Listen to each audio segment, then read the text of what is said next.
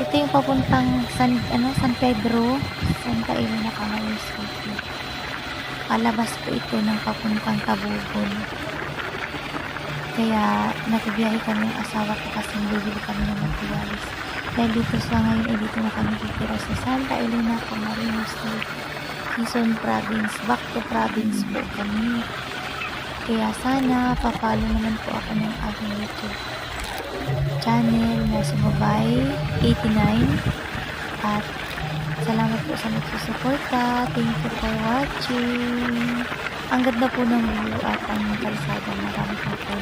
Hindi tulad sa syudad na napaka